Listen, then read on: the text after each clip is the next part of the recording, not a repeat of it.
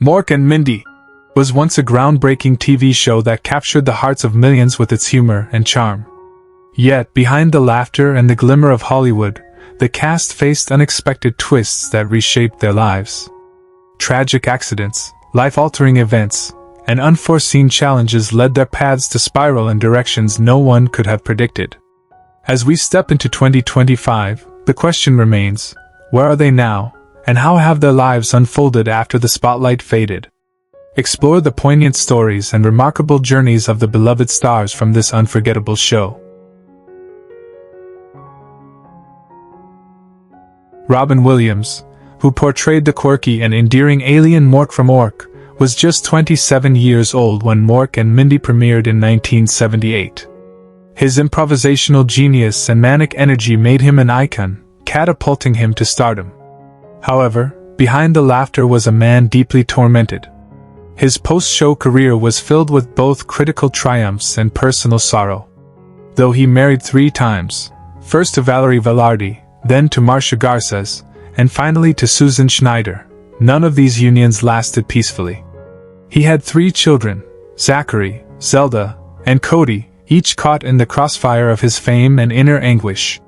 Plagued by addiction, depression, and ultimately diagnosed with Lewy body dementia, Robin's mental and physical decline was heartbreaking. Financial trouble stemming from divorces and poor investments left him in emotional despair. On August 11, 2014, he died by suicide at age 63, sending shockwaves through the world. Though loved by millions, he died feeling alone and misunderstood. His estate was valued at approximately $50 million, much of it left in trusts for his children. His legacy remains bittersweet, a comedic genius haunted by invisible battles. Pam Dawber, who played the compassionate and grounded Mindy McConnell at age 26 in 1978, brought warmth and stability opposite Robin Williams' chaotic Mork. Her portrayal of the ever-patient Mindy made her a beloved figure in American sitcom history. Despite the early fame, Pam chose a quieter life, stepping back from Hollywood after marrying actor Mark Harmon in 1987. The marriage, though publicly enduring, was marked by long periods of separation due to Harmon's demanding roles and her desire to retreat from the spotlight. They had 2 sons, Sean and Ty, but family life was not always peaceful, strained by media pressure, career conflicts, and personal sacrifice. Her career after Mork and Mindy never soared again, and she remained largely out of the limelight, often battling loneliness and the shadows of what could have been. Though she made brief returns to television, the industry's pace had moved on. Now 73, she lives a modest life, largely reclusive, with an estimated net worth of $10 million. Her presence is a soft echo of a past era, famous for a role she never truly escaped. Ralph James, who voiced the disembodied leader Orson at age 55 in 1978, lent a commanding yet humorous tone to the celestial character who reprimanded and guided Mork from afar. While his voice was unforgettable, James himself remained largely unseen and underappreciated in Hollywood. After Mork and Mindy, his career dwindled. Offers were few, and recognition remained elusive. A lifelong bachelor, he had no children and kept his private life shrouded in mystery. Though he was known for his booming voice, in private he was quiet, reclusive, and suffered from declining health and isolation. His final years were spent in obscurity, battling heart disease, loneliness, and depression. His voice work, once so distinctive, faded from memory with the rise of a younger generation of talent. On March 14, 1992, he died at the age of 69 due to a heart attack, largely unnoticed by the entertainment world he once served. At the time of his death, his estate was modest, estimated at around $250,000, a quiet end for a man whose voice once echoed across the galaxy. Conrad Janis, who portrayed Frederick McConnell, Mindy's skeptical yet loving father, was 50 when Mork and Mindy began in 1978. His character, an old-fashioned music store owner, often served as a foil to Mork's absurd antics, grounding the show with warmth and skepticism. Off-screen, Janis led a complex life. He was married 3 times, his last to Maria Grimm, which lasted until her death, but it was riddled with emotional distance and personal grief. He had 2 children from previous relationships, but fatherhood proved difficult, as his career often pulled him away. After the series ended, Janis struggled to regain relevance, relegated to supporting roles and obscure stage performances. He found solace in jazz, but professional satisfaction remained elusive. Personal tragedies included the death of close friends, a near bankruptcy, and a long battle with declining health. He died on March 1, 2022, at the age of 94 from organ failure. At the time of his passing, his estate was estimated at $1.5 million, a modest sum for a man whose classical charm once graced millions of screens. Tom Poston, who portrayed the eccentric and often confused building superintendent Franklin Delano Bickley in Mork and Mindy, was 57 years old when the series premiered in 1978. Known for his dry wit and impeccable comic timing, Poston brought levity to even the most absurd scenes. Despite a successful television career that spanned decades, Poston's personal life was quietly filled with sorrow. He was married 3 times, the last to Suzanne Pleshette, with whom he shared a deeply emotional but turbulent union marked by frequent separations before their reconciliation in later life. He had 3 children from earlier relationships, including son Jason, but remained distant due to his demanding work schedule.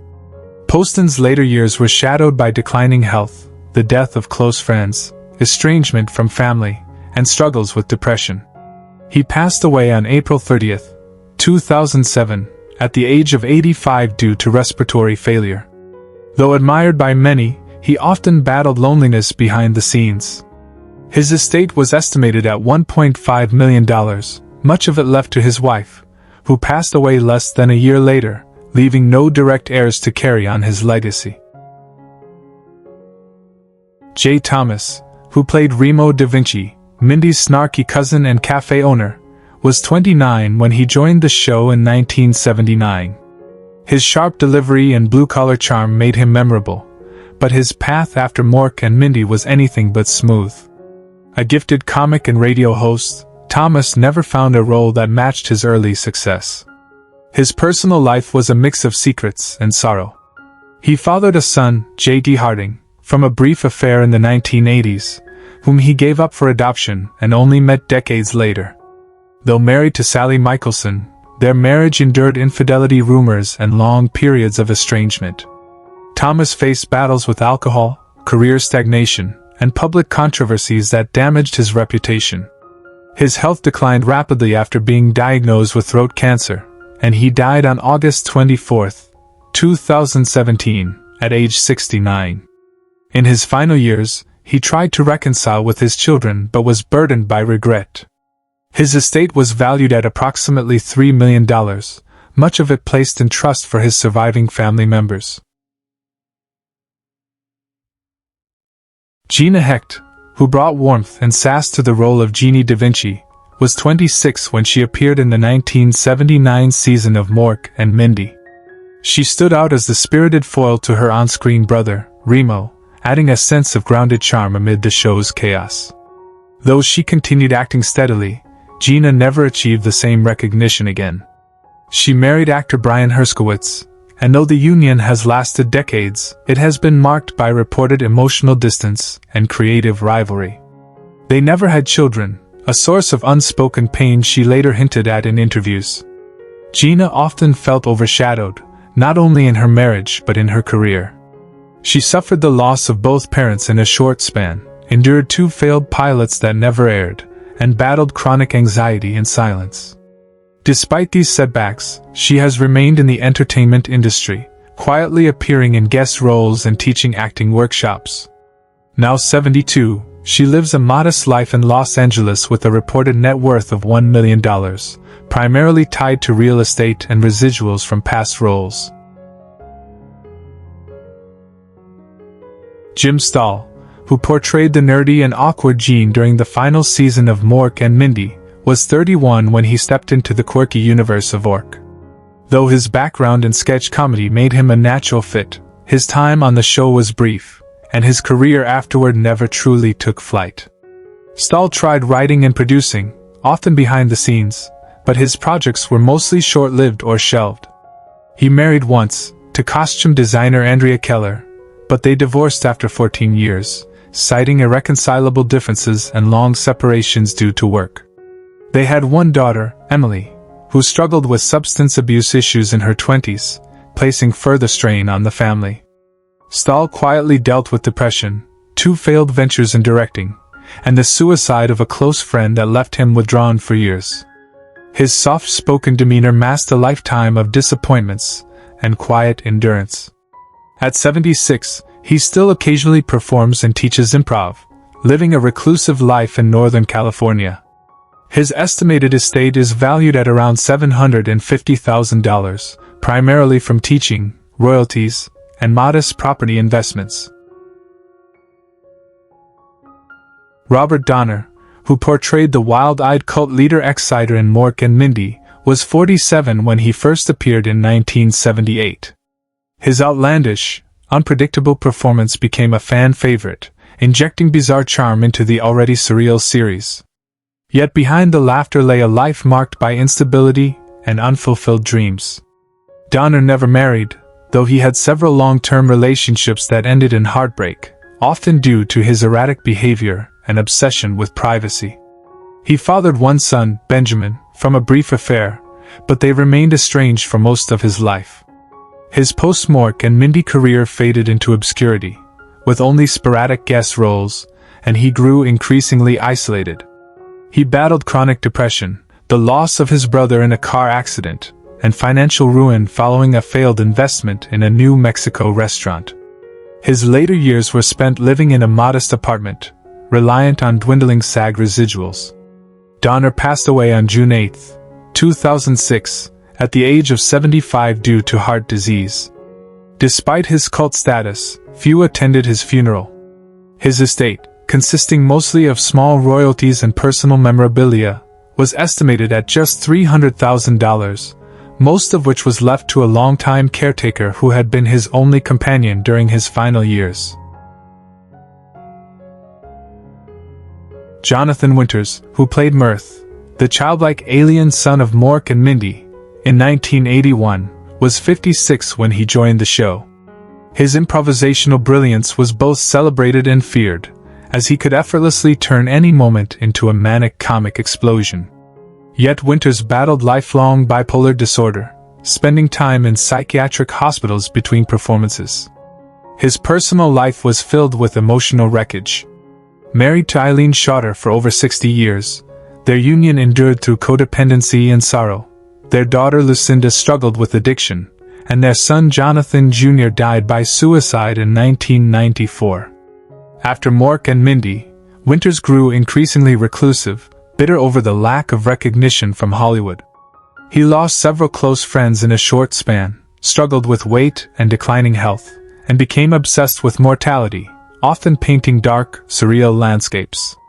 He passed away on April 11, 2013, at 87, from natural causes. Though he left behind a legacy of groundbreaking comedy, he also left a trail of personal tragedy. His estate, which included original artwork, rare recordings, and property, was estimated at $1.5 million.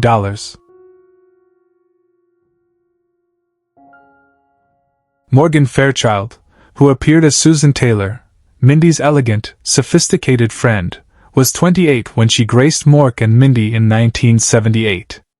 Known for her beauty and commanding presence, she quickly became a symbol of television glamour. But behind the camera, her life was marked by heartbreak and reinvention.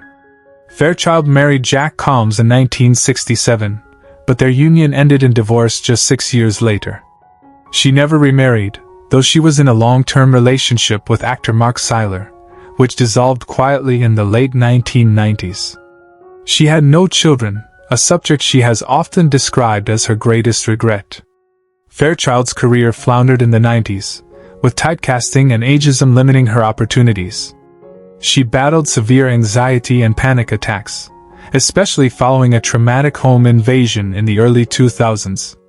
She also lost both parents within a year, suffered financial setbacks due to mismanaged investments, and endured a period of homelessness after a fire destroyed her home. Now 75, she continues to act in small roles and advocate for aging actors. Her estate, bolstered by real estate holdings and a licensing deal, is estimated at $2 million. Shelley Fabre, who played Kathy, a sweet-natured romantic interest in the early days of Mork and Mindy, was 34 when she joined the show in 1978. Though her character was gentle and wholesome, her real life was scarred by trauma. Fabre was married to actor Lou Adler briefly in the 70s, but the marriage crumbled due to his infidelity and her struggles with depression. She later wed actor Mike Farrell, but their seemingly strong marriage was strained by health issues and long periods apart. The couple had no biological children, though she became stepmother to Farrell's 2 children, Aaron and Michael, with whom she shared a complicated relationship. Shelley's career slowed drastically after Coach, and she was diagnosed with autoimmune hepatitis, leading to a liver transplant in 2000. She suffered through the deaths of her mother and sister in quick succession, deepened by a near-fatal car accident in 2004. Despite these tragedies, she has shown resilience and grace. Now 81, she lives quietly in Santa Barbara, rarely appearing in public. Her estate, largely comprised of royalties and savings, is estimated at $1.8 million.